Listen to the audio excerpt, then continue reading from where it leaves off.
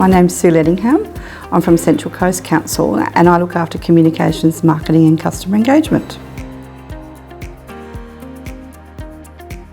The project itself was set up by Transport New South Wales. So they were looking at safer cities as their big program, and they were looking at places within the regions for where people were having challenges using public transport.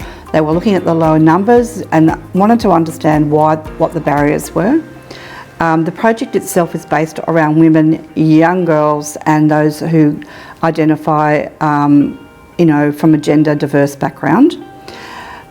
The purpose of the engagement was to understand how do we go and make it easier for people to be able to do that, but what does it look like, and how much of those everyday impacts were causing people to choose not to use public transport, or not to come to the Gosford CBD, or not go and spend time in that area from a recreation perspective because of those challenges. Interestingly, what we learnt through that process was, for most people who travel through there that may not have those challenges, particularly I'll put it in the context of gender in terms of men, not really understanding that every now and again you have to think about your pathway that you're going to travel down, whether that might be, my direct route is to go here, but that direct route actually is not comfortable. So I have to find a way to go a different way, or to be prepared for what might happen. So what is my escape?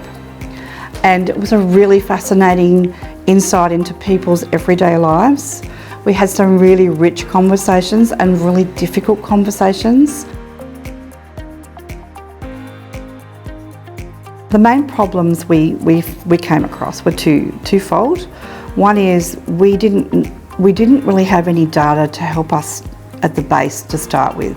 So we knew that we needed to go and do really extensive consultation, but we also knew that it had to be really inclusive and accessible for people, because often when we go and do engagement, small barriers could be anything from, I'm a single mum, I can't get to the engagement event because I'm looking after my kids, or I've got family activities on, or I actually don't trust the council, so what's the point of going out and being involved in that because I don't know what's going to happen with that information.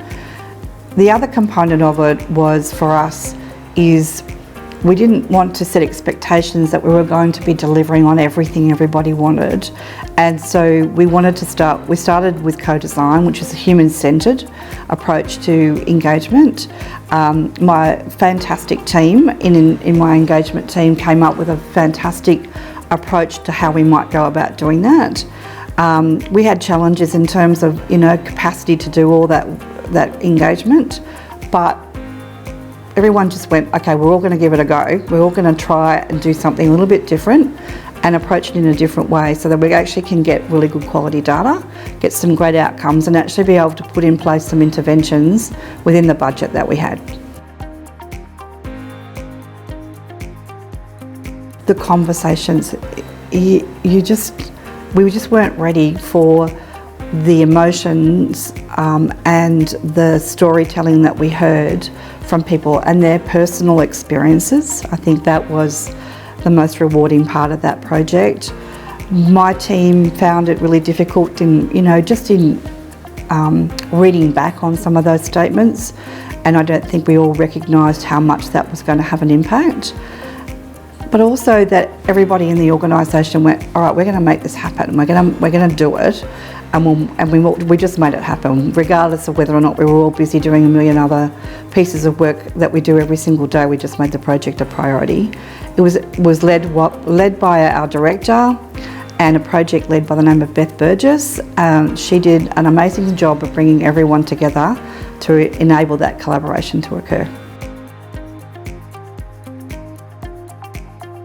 If it's a passion project, it will always hit those core values.